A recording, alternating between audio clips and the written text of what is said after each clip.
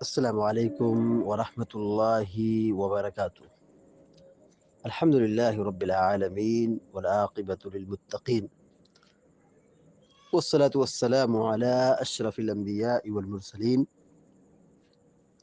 نبينا محمد وعلى آله وصحبه أجمعين ومن تبعهم بإحسان إلى يوم الدين، أما بعد.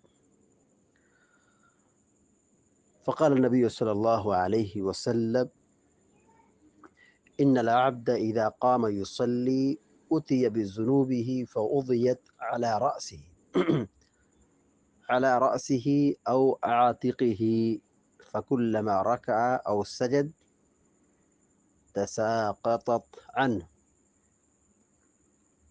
رواه ابن حبان وصححه الشیخ الالبانی رحمہ اللہ۔ ابھی آپ کے سامنے صحیح ابن حبان کی ایک روایت پڑھی گئی ہے، جس کو شیخ البانی رحمہ اللہ نے اپنی سلسلہ میں صحیح قرار دیا ہے، اور اسی طرح یہ روایت بیہقی کی اور طبرانی کی بھی ہے، اس میں الفاظ مختلف ہیں۔ صحیح الجامع الصغیر کی بھی روایت ہے۔ روایت کا ترجمہ یہ ہے، اللہ کے نبی صلی اللہ علیہ وسلم فرماتے ہیں: ان العبد اذا قام یصلی، جب بندہ نماز پڑھنے کے لیے کھڑا ہوتا ہے،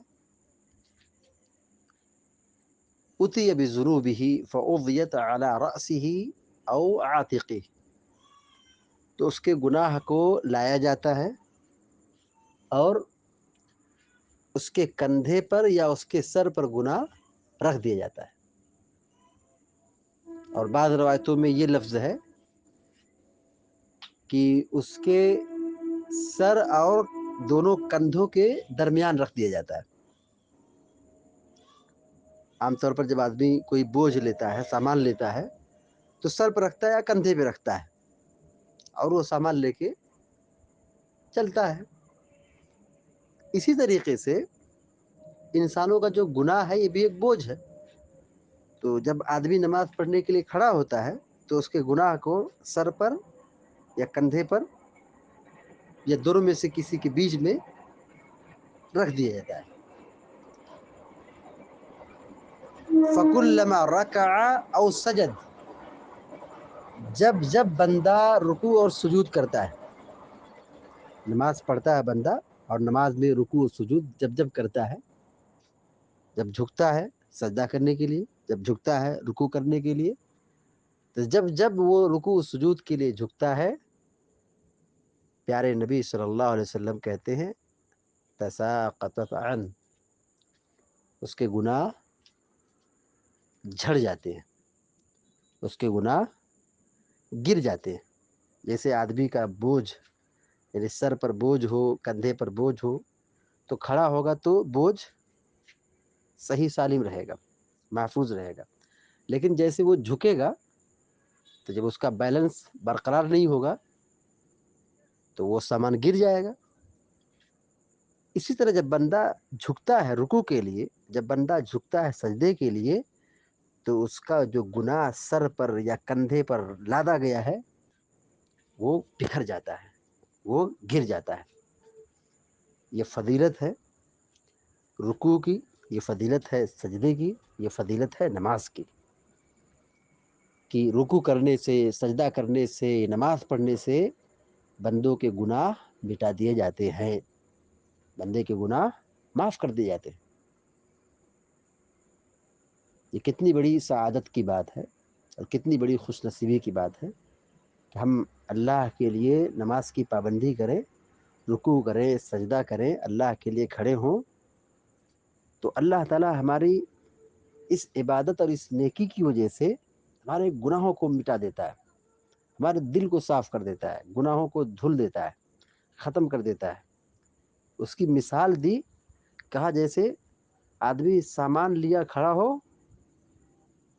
اور جیسے وہ جھکے گا ادھر ادھر ہوگا تو سامان گر جائے گا، ایسے ہی جب جب بندہ رکوع کرتا ہے، سجدہ کرتا ہے، جھکتا ہے، تو اس کے جھکنے کی وجہ سے، رکوع اور سجود کی وجہ سے اس کے گناہ مٹا دیے جاتے ہیں. بیٹا گناہ گر جاتے، گناہ بہہ جاتے، ختم ہو جاتے، گر جاتے، بکھر جاتے. تو ہماری اور آپ کی یہ کوشش ہونی چاہیے کہ ہم نمازوں کی پابندی کریں، رکوع و سجود کی پابندی کریں، اور سلیقے سے رکوع کریں، سنت کے مطابق سجدہ کریں. جب خشوع و خضوع کے ساتھ، سنجیدگی اور متانت کے ساتھ، اور نماز کے آداب کی رعایت کے ساتھ ہم کھڑے ہوں گے تو یقیناً ہماری عبادت کی وجہ سے، ہمارے رکوع و سجود کی وجہ سے، ہماری نماز کی وجہ سے ہمارے گناہ مٹا دیے جائیں گے.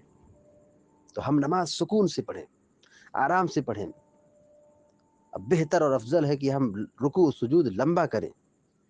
بہتر یہ ہے کہ آدمی رکوع و سجود کو لمبا کرے، تاکہ دیر تک وہ سجدے میں رہے، دیر تک وہ رکوع میں رہے، تو اس کے گناہ جھڑتے رہے، گرتے رہے، بہتے رہے، بکھرتے رہے. اللہ تعالیٰ سے دعا ہے کہ اللہ تعالیٰ ہم سب کو، آپ سب کو نیک عمل کی توفیق عطا فرمائے. آمین یا رب العالمین. وصلی اللہ علی نبینا محمد وسلم تسلیما کثیرا. والسلام علیکم ورحمۃ اللہ وبرکاتہ.